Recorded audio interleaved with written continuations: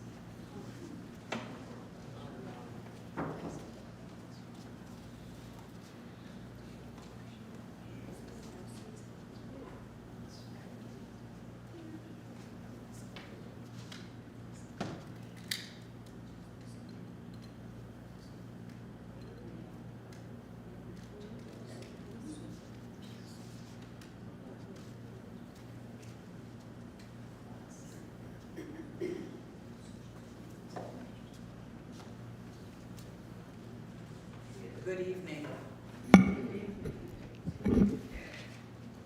This would be a great moment if you have a cell phone with you to make sure that it's on mute before we begin our service this evening. This evening service is a Tenebrae service, and it's the only service where during the year where we have no music and no benediction. This evening we're going to have a series of readings to try to create what it must have felt like for the first believers. As I've said before, we know the end of the story, but they had just seen Jesus crucified. And although we know he rose 3 days later, and he told them that, they hadn't accepted that reality. At the end of the service, because what we want to try to do is to recreate that feeling of alienation and despair and loneliness, when we finish the last reading, we're going to sit in absolute darkness for about a minute and a half. And then the lights will come up enough for us to see to depart, but I will be leading you out with a cross-led processional. I will have a cross lifted above my head to the parking lot, and we'll first have the readers follow me, and then we will join in the processional row by row. And what we're going to ask you to do is, on your way home, or after the service, to remain silent. When you get in your cars, remain silent till you get home. Don't turn on the radio. If you're traveling with anyone, don't speak, because again, we're trying to recreate that atmosphere of complete alienation and loneliness. Can we do that? All right.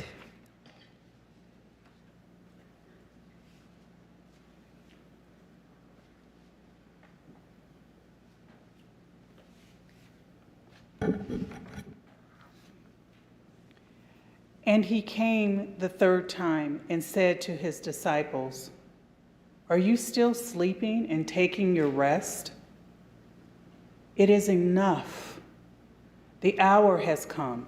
The Son of Man is betrayed into the hand of sinners." And when those who were about him saw what would follow, they said, "Lord, shall we strike with the sword?" And one of them struck the slave of the high priest and cut off his right ear. But Jesus said, "No more of this." And he touched his ear and healed him.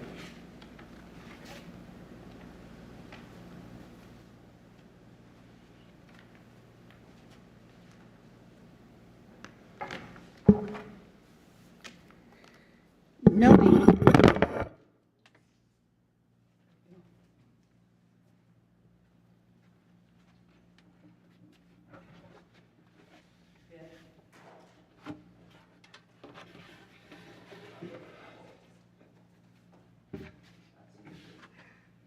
It's the first time for everything.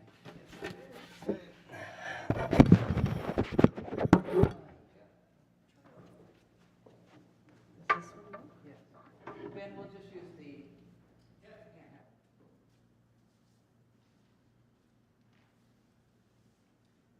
knowing that his time is hastening toward its end, Jesus seeks out the refuge of Gethsemane that he may be alone to pray. To ensure his solitude, he stations 3 of his disciples, Peter, James, and John, nearby. But in a night unlike any other, Jesus, long the paragon of strength to others, falls on his face and prays, "My Father, if it be possible, let this cup pass from me." This was Jesus' time of uncertainty. On the cross, there would be no such temptation. Yet here, where all he wants is quiet, so that he can wrestle with his fears and come to terms with his destiny, he is denied.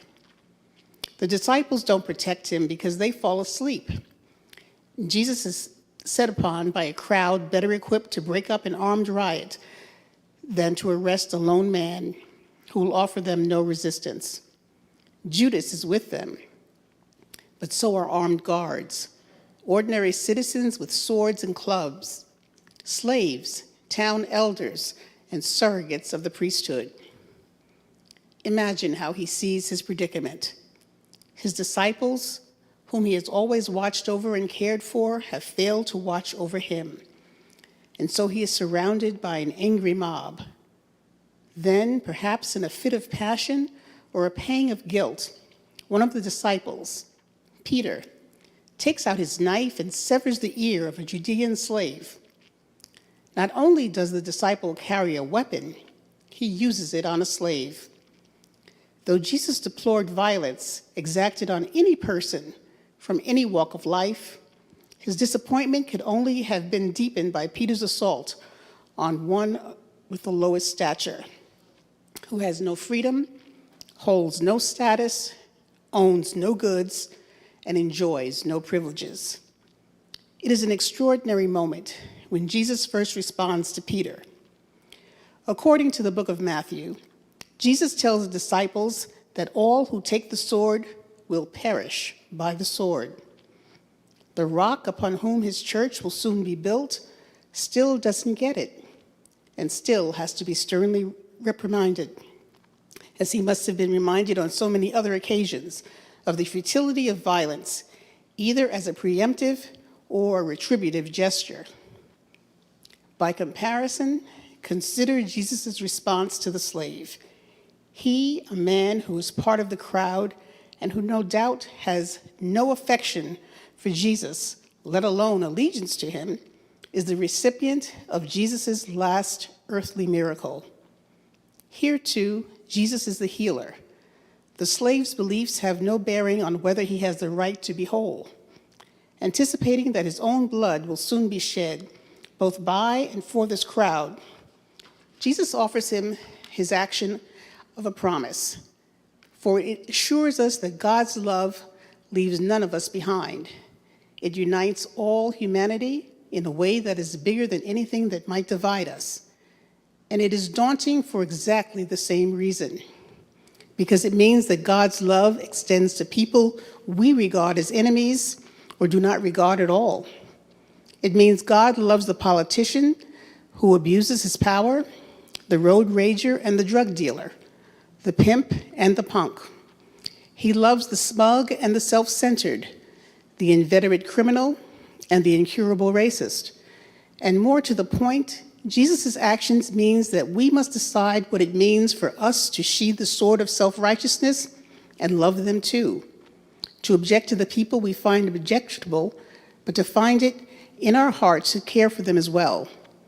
It's hard to think compassionately about the welfare of those we don't know or like. It is easy to regard them with indifference. Beyond all that separates us, there is one thing that's fundamental to all of us. We are all sinners, all in need of love or grace or forgiveness. In the end, I'm glad that Peter did what he did, because I'm glad that Jesus did what he did. Peter's act of intolerance gave Jesus one last opportunity to teach anyone who would listen that violence is a bad way to live and a sure way to die. With this one gesture, he told them that all the old ways would no longer work. He told his adversaries that no one can be a perpetrator of violence without eventually becoming a victim of it as well. He told his disciples that when he is gone, they must stay awake, alert, vigilant, and attentive, because people will try to disrupt the work that he has charged them to do, the work of bringing love and tolerance into a loveless and intolerant place. And by healing a slave, he told all of this love that he does not honor boundaries, that it is not the rule of one group over the other, that it is poured out as freely for those who claim nothing for themselves as it is for those who claim everything. To paraphrase Galatians, there is neither Jew nor Greek. There is neither slave nor free. There is neither male nor female, for we are all heirs to the promise of God.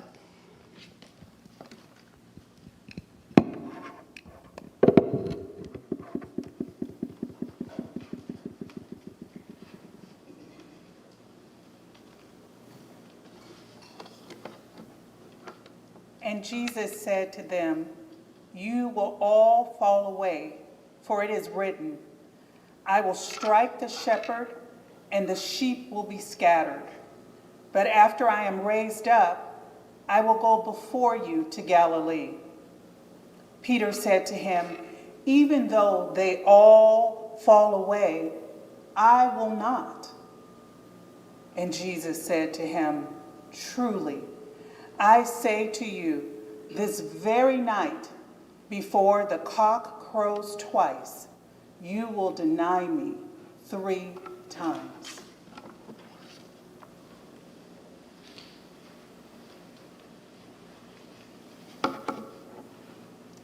Of all the people who might have denied knowing Jesus that fateful night, why Peter?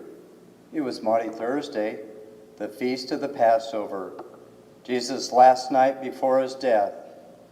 Peter, unsolicited, pledged his loyalty as he had on other occasions, promising to follow Jesus even to death, regardless of what the others did.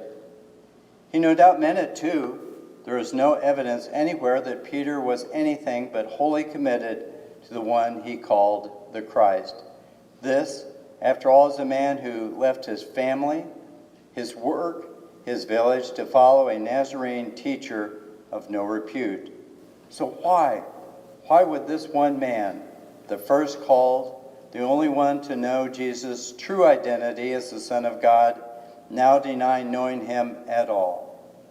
The answer perhaps is because it had to be Peter. He is the most likely culprit because he is the least likely. True, it could have been any of the others, but it has been for Peter because of the one man of great faith is capable of great treachery than anyone of lesser faith is as well. If Peter is to be the rock, the cornerstone, and the embodiment of the Christian church that was yet to come, then he had to be the one for whom courage tugs at one end of his heart and fear tugs at the other. In other words, to say that Peter is all of us, is each of us, and in any of us. Peter was to embody the church. The church did not conceive of a perfect man to do the job because the church could not be a perfect institution.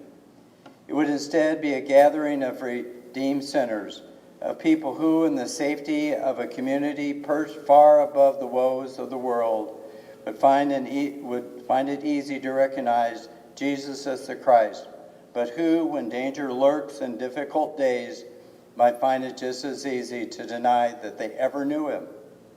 It is in this place we all come to, whether collectively or individually, where we must choose between a faith that bends itself to our will or a will that bends itself to our faith.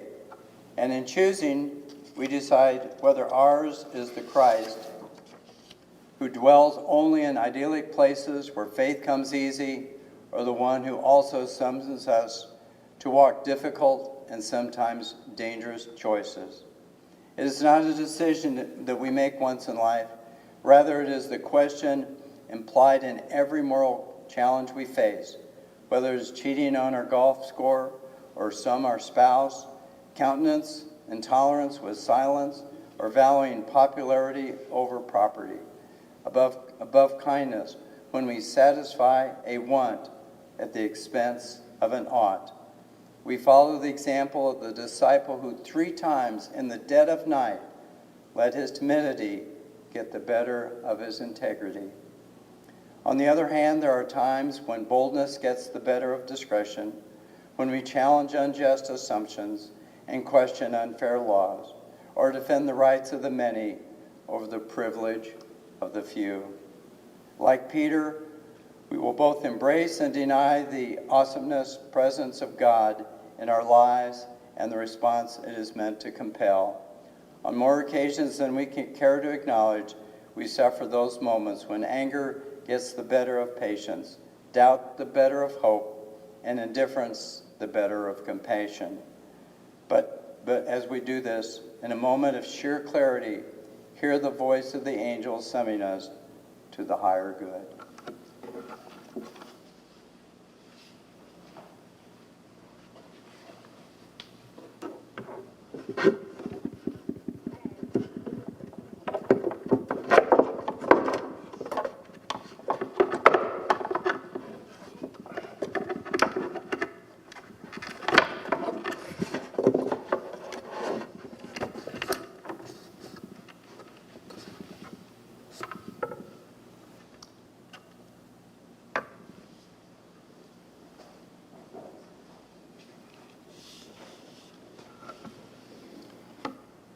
And Pilate again said to them, "Then what shall I do with the man whom you call the King of Jews?"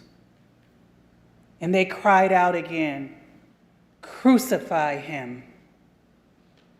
And Pilate said to them, "Why? What evil has he done?" But they shouted all the more, "Crucify him."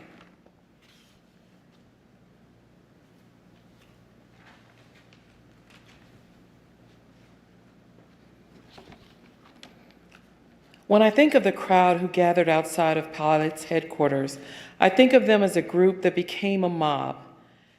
They started out sharing a certain set of common traits that bound them to one another, for they had a history of Israelites and a heritage as Jews. And if we're going to understand why that group of people became a mob that called for Jesus to die, we first have to understand what it was they were a part of. Some of those calling for Jesus' death truly believed he was a heretic, while others simply doubted the credibility of what he taught. Still others knew very little about him, but had heard rumors of his penchant for stirring up trouble, and this deeply unsettled them. The truth is, some of them may have even strewn palms at his feet not 5 days earlier, but collectively they sensed a threat, if not to the purity of a faith that they may or may not have mattered to them, then at least to their overall well-being under the governance of a Roman ruler who did not gladly tolerate unrest. Together, they held a shared belief that Jesus represented some kind of threat to their status quo. If not all of them wanted him to die, certainly all of them wanted that threat to die away. But the mood within the group left little room for discussion or dispute. It spoke with one voice, even if it represented several. It became a mob. I believe this happened to these people because it happens often.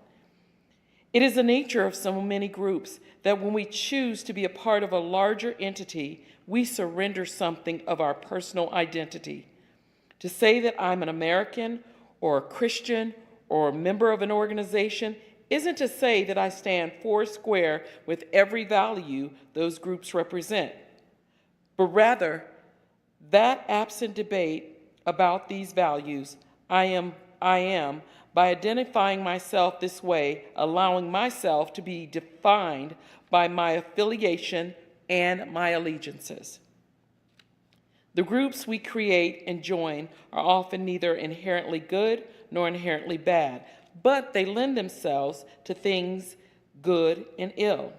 Short of living as hermits, we all have little choice but to be members of any number of groups, some of which we will have heated arguments with. Our challenge in those circumstances is to find in our hearts a certain courage that was lacking the day before Pilate, the courage to dissent. But courage is not an easy thing to draw upon because so many groups are, as was that group, by nature resistant to dissent. And so our temptation is to remain silent. It is hard to be heard over the voices calling for crucifixion, great or small, or choruses that champion sameness for sameness' sake.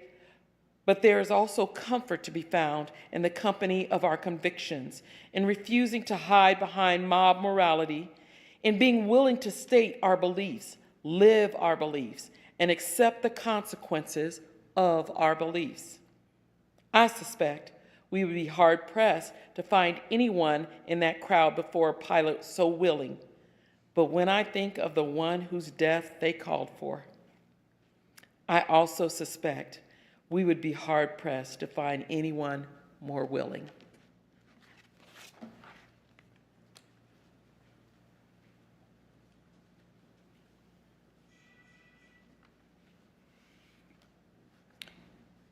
When Jesus saw his mother and the disciple whom he loved standing near, he said to his mother, "Woman, behold your son."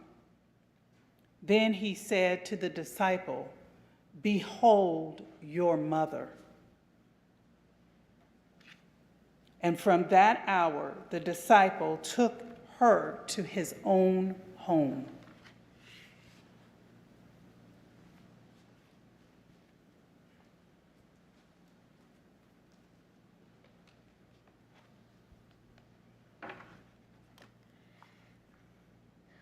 What commended Mary to God? By all indications, she was not a woman of wealth or bearing. She was not educated or cultured. So why such an ordinary mother for such an extraordinary child? It is the ordination itself that made her such a logical choice to give birth to a king of whose kingdom there will be no end, because this would be a kingdom like no other. It would be a kingdom of Marys and Josephs, of commoners and carpenters, and shepherds and innkeepers. Hers was the right world for him to be born into and raised in, because unlike kingdoms, this one came with no sense of entitlement. This kingdom came instead with a notion of fairness and respect. Perhaps the faded glory of the Davidic dynasty served Mary as well, for it was a cautionary tale to her young son, teaching him of the fickleness of political power. For kingdoms do not fall. It is not another empire or hard times that bring them down, but more than anything else, it is hubris. A sense of power is the prerogative of those who hold it and will last forever. In the collapse of David's dynasty, Jesus could appreciate what happens when the upstart with a slingshot eventually becomes no different from the Goliath he has slain. So, perhaps it was not only his mother's humble surroundings, but her glorious lineage and its tragic tapestry that informed Jesus' thought and work. She was many things in her life, but above all else, she was a parent. And just as all of us who are parents also want for their children to do something worthwhile with their lives and stay safe from harm, the one thing kids don't understand is that we parents continue to see them as our children long after they have stopped seeing us as their parents. It is our job to slowly loose the reins and let them find their ways into the world. And it is their job to pull all those reins in search of their independence and their identity. When they find it, they are free of us, but we are still bound to them. We can no longer direct their lives, but we are pledged lifelong to the unique vulnerability and concern we feel for their welfare and happiness. And so it was with Mary, as it is with all of us. She was the Blessed Virgin Mother, but she was also Mom. It was at the foot of the cross that the grip of control that a parent holds over their child was loosed and the reins relinquished once and for all. It was the time of complete surrender for Jesus to give up his life and for Mary to finally lose the foreboding that she had long lived with. It was a mother's love, not a disciple's devotion, that called her there. On the other hand, it was precisely that devotion that brought the disciple whom he loved there to be at his feet and at her side. He was the one who went with Jesus to the court of the high priest, which meant that at the very place where Peter, out of fear for his life, denied knowing Jesus, this man boldly stood with him. It was no accident then, and no surprise, that at the moment of death, the disciple whom he loved stood with Jesus still. Nor was an accident that Jesus' last act before his death was to join the two of them. In this one gesture, he united his mortal life with his anointed one. Jesus' mother, the one person who fully embraced his humanity and treated him as any parent would their child, is joined together with the one person who fully embraced, for all the dangers it promised, his divinity. In this disciple, Jesus had found the man who would show Mary the same abiding devotion he had shown his Lord. And with that, Jesus' work was done. His ministry had run its course and had been brought to its conclusion. And he could now slip off to death, in the word of the evangelist, knowing that all was now finished. And so it was quite fitting that in his last moment on earth, Jesus saw to it that his mother had a home to go to, just as he now went to his.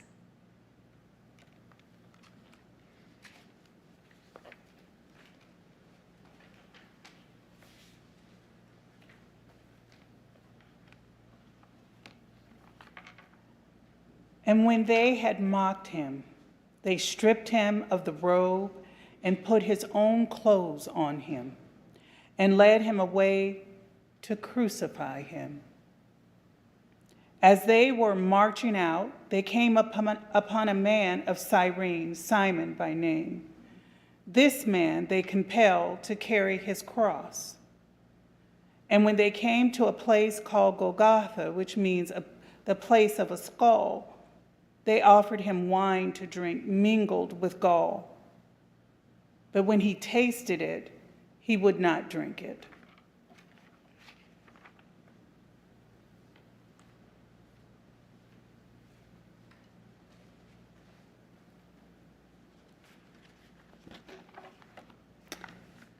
Wendell Phillips, the abolitionist, observed that opinion is truth filtered through the disposition of the spectator.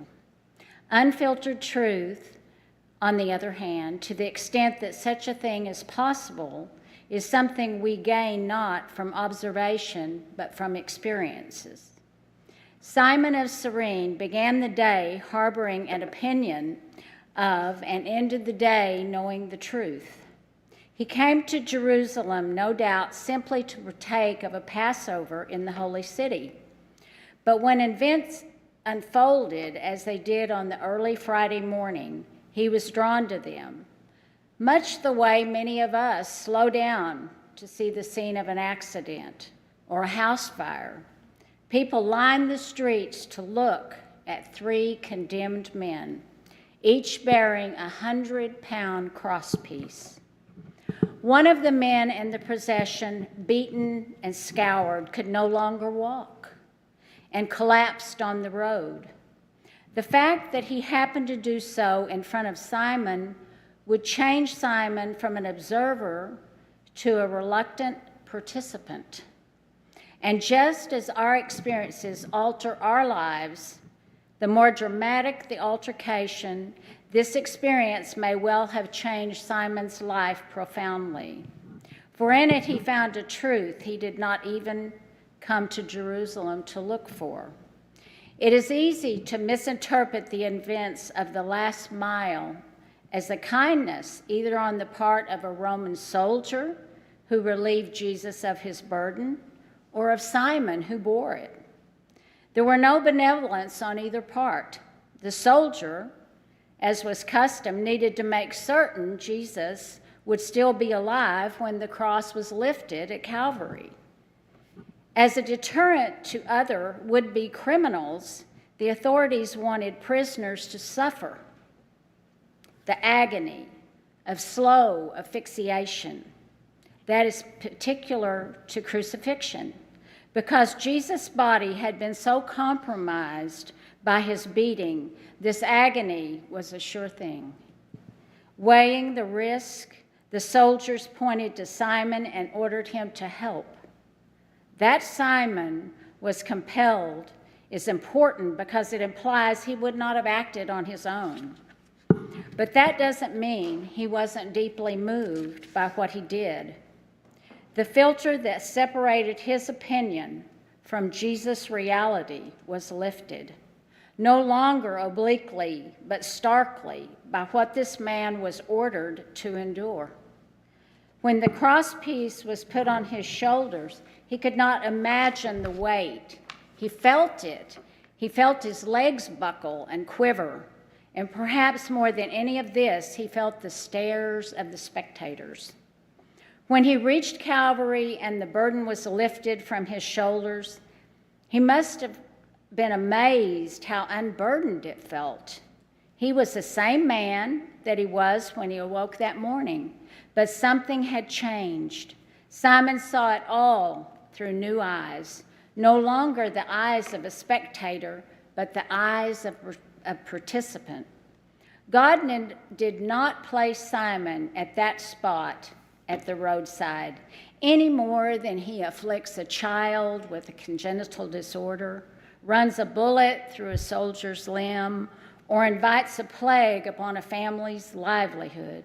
No, the question we must ask is not why the cross is lashed to our shoulders, but what we will do with it. What will we see that we would not have otherwise seen? What filter will be removed that will allow us to replace an opinion with a truth? The empathy Simon felt for Jesus emerged from an experience that was not his choosing. The cross was foisted on him. But empathy needn't always be acquired that way. We can look for opportunities to help others bear their crosses, because no one should have to suffer isolation. Because in the end, we are all connected by the struggles that beset us, the joys that enchant us, and by our moral capabilities to see to it that life need not be either celebrated or endured alone. Simon recognized that in the end, none of us is a spectator, really. We all participate in this terrible, hopeful, dreadful, glorious experience that is life.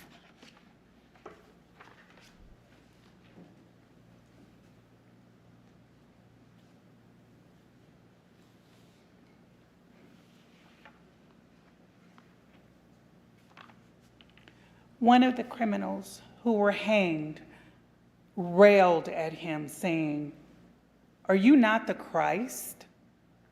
Save yourself and us."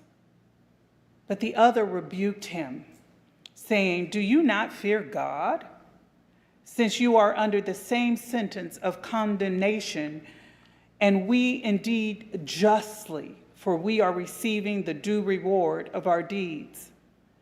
But this man has done nothing wrong." And he said, "Jesus, remember me when you come into your kingly power." And he said to him, "Truly, I say to you, today you will be with me in paradise."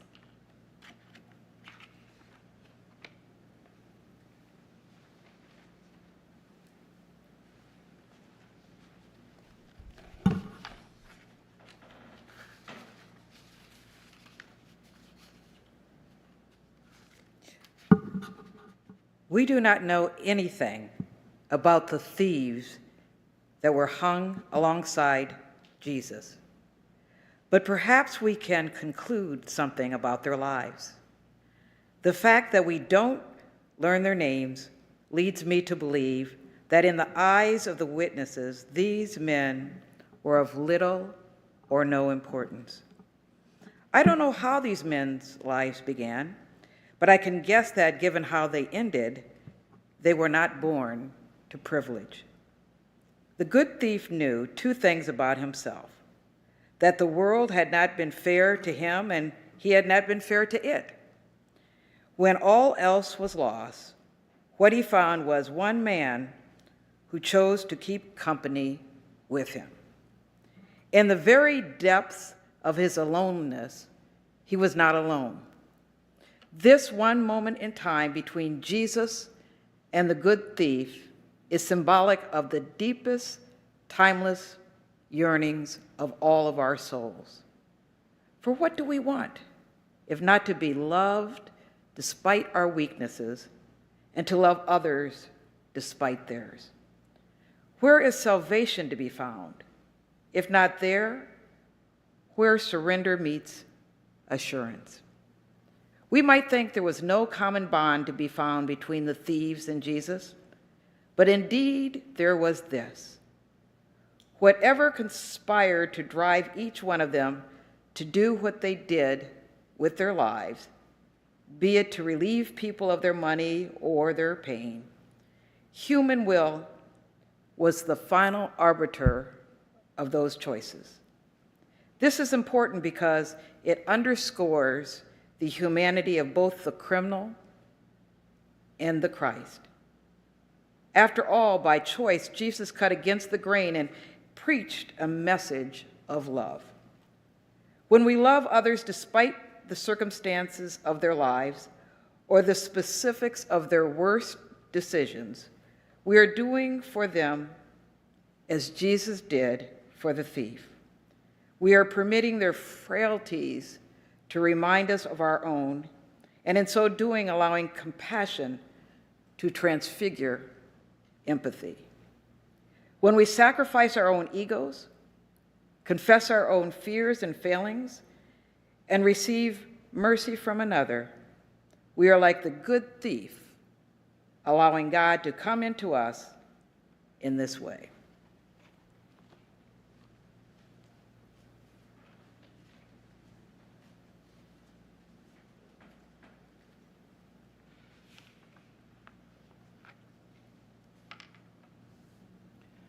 There were also women looking on from afar, among whom were Mary Magdalene, Mary the mother of James the younger, and of Joseph and Salome, who, when he was in Galilee, followed him and ministered to him, and also many other women who came up with him to Jerusalem.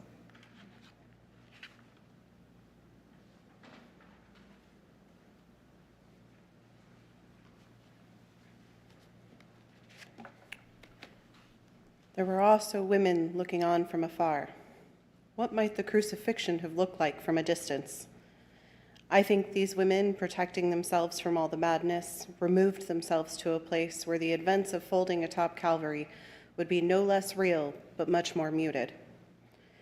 Where they would observe, take it in without being overwhelmed by it, where they could be with one another and give moral support to one another. There was something very sad, but very sane from that distant vantage. The distance was not an uncommon place for them, because the Gospels themselves suggest that most of the women in Jesus' time were assigned to live on the periphery while the men fought to share center stage. First century Palestine was a hard place for women to feel fully enfranchised as human beings, to feel as though her intelligence, wisdom, and strength were appreciated. Jesus loved them in a way that no other men did. Most societies were organized in concentric circles of power and influence, and the inner one is where many of the major decisions that will affect that society are made. By cultural dictum, the women in Jesus' life lived at a distance from the seats of power and influence. They were not divorced from the world, but perhaps because of their second-class status that was imposed on them, their motivation for doing what they did for him was also not compromised by a thirst for primacy and supremacy that overcame so many men. Their disposition was to live lives of service for service's sake. And Jesus understood the purity and the clarity in all of this. For our era, the truth is that most of us are peripheral players, participating from a distance.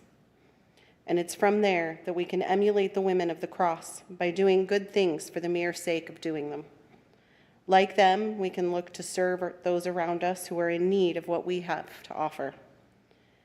We can help to lighten another person's load, bring joy to someone whose existence may be joyless, or bind the wounds of an individual for whom no one is left to bind them. And we can do this not as a means to elevated status, but as an end to itself, because, to paraphrase Matthew's gospel, by doing it for the least of our brothers and sisters, we are doing it for Jesus. So perhaps the women looked on from a distance because it was a familiar place for them, because it was where they lived and where they served, but also because this is where Jesus was most at home, where his ministry was felt in its fullest measure. It is the refuge of the ordinary, of people for whom statuses will not be erected in their honor. As Jesus hung on his cross and looked out upon the crowd, his eyes slowly closing and his ears growing deaf to the mob's cries, I take solace in thinking that with one last surge of strength, he lifted his head, looked to the horizon, and saw them. He would know that for them, his crucifixion was not a spectacle, but a vigil. Not only would they not abandon him in his last moments of life, they would minister to him in death. He knew that when all others left the mountaintop, racked with guilt but oblivious to their responsibility, the women would take care of his body. They would see that it was removed from the cross, and they would take it to a tomb, anoint it, wrap it in linens, and lay it to rest in a proper way. And he would be overcome with a sense of peace, knowing that they loved him this thoroughly and this certainly. This is the love he died for. It is his bequest.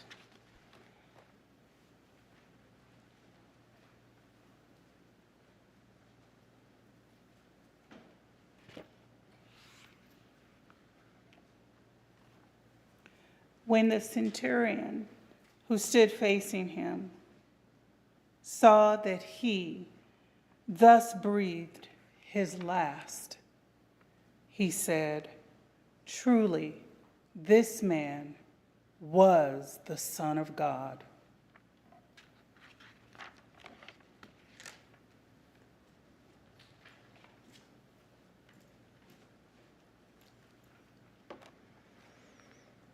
He was the commanding officer of a century, 100-foot soldiers in Caesar's army. He and his men had likely been in Jerusalem at least long enough to understand the controversy surrounding Jesus' ministry, and certainly had a feel for the intensity of sentiments generated by both his supporters and his detractors. As the days before the crucifixion dwindled down and passions heated up, his work would become more consuming. At the same time, he would come to have a better, more informed appreciation for the character and sincerity of the man his empire had put on trial. He would see that the case against Jesus was flimsy and the trial a mockery of justice. He'd see, too, the governor even gave the man an opportunity to escape with his life, and that the man believed so strongly in the rightness of his cause that he refused the offer.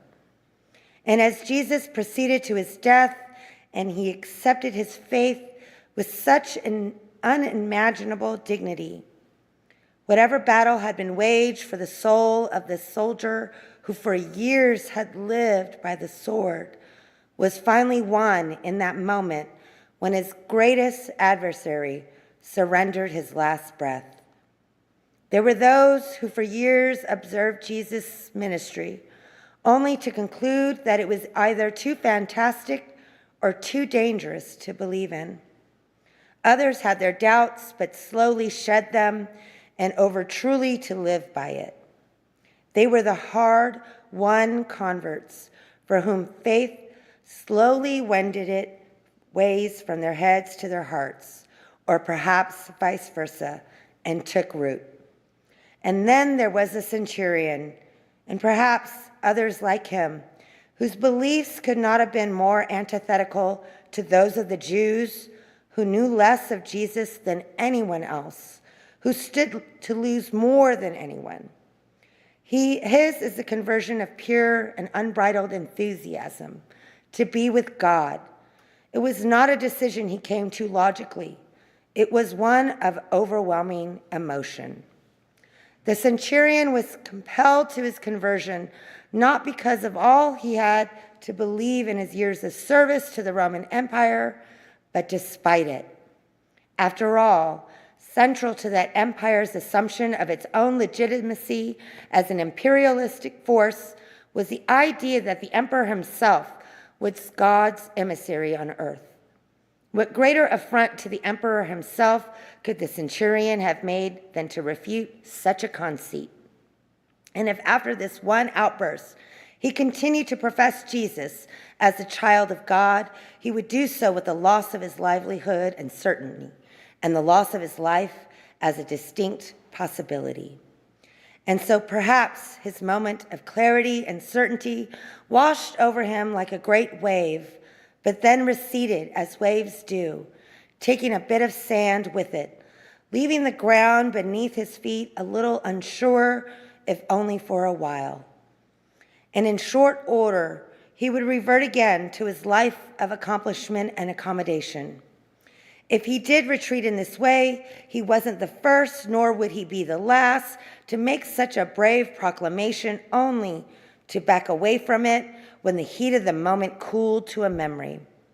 So we don't know what happened to the centurion, any more than we can say with certainty whether, as individuals or collectively, our own efforts to think of ourselves in new ways will endure what John Newton called the many dangers, toils, and snare with which the world will present us. But we do know that invitation, once extended, is never revoked. The invitation to make new lives for ourselves can come to us in both sudden and sublime, in shouts and in whispers.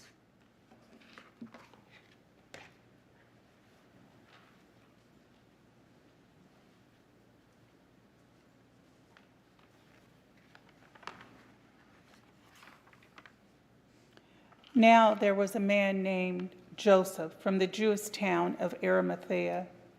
He was a member of the council, a good and righteous man, who had not consented to their purpose and deed, and he was looking for the kingdom of God.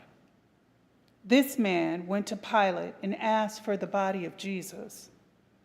Then he took it down and wrapped it in a linen shroud and laid him in a rock-hewn tomb where no one had ever yet been laid.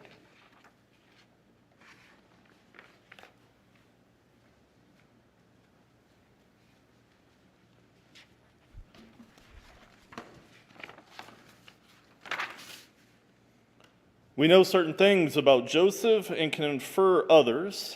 Taken together, they give us a picture of a man of high standing whose influence could marry generosity to noble end.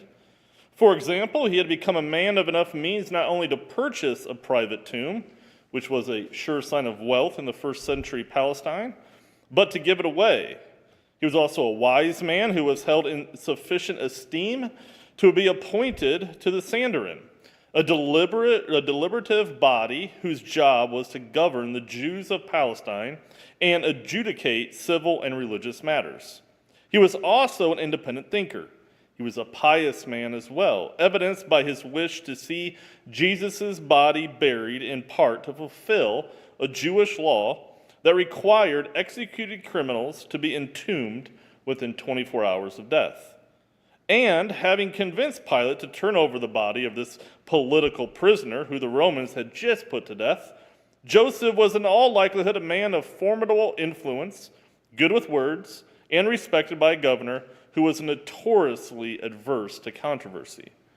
But there was one thing Joseph was not. He was not content what he sought above all else. As evangelists put it, was the kingdom. And by seeking, he was not so much trying to discover its location as to define its content. As the essayist Roger Rosenblatt put it, when you're wending your way down through the river in search of truth, you hear faint whispers of it, and you know where it is. It is around the next bend. But that's precisely the problem. It's always around the next bend. And for Joseph, to find the kingdom meant for him to know not where it is, but what it is. What is around the next bend?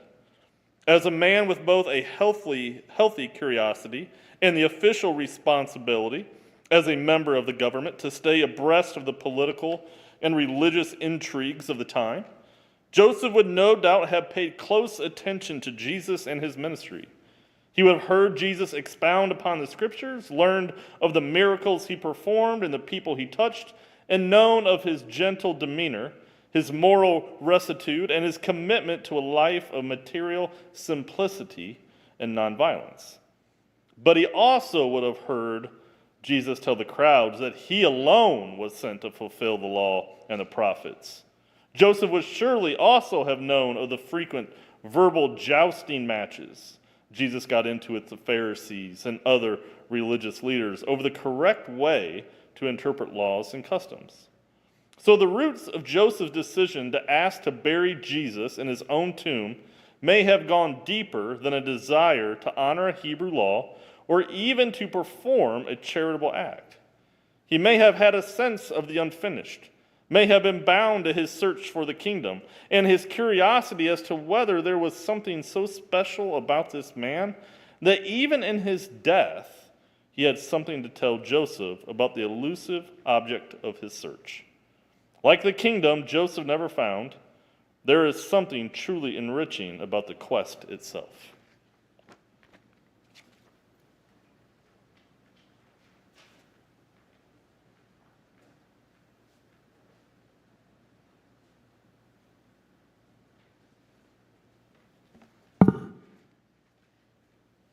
My God, why hast thou forsaken me? Why art thou so far from helping me and from the words of my roaring? O my God, I cry in the daytime, but thou hearest not, and in the night season, and am not silent. But thou art holy, of thou that inhabitest the praises of Israel. Our fathers trusted in thee. They trusted, and thou didst deliver them. They cried unto thee, and they were delivered. They trusted in thee, and they were not confounded.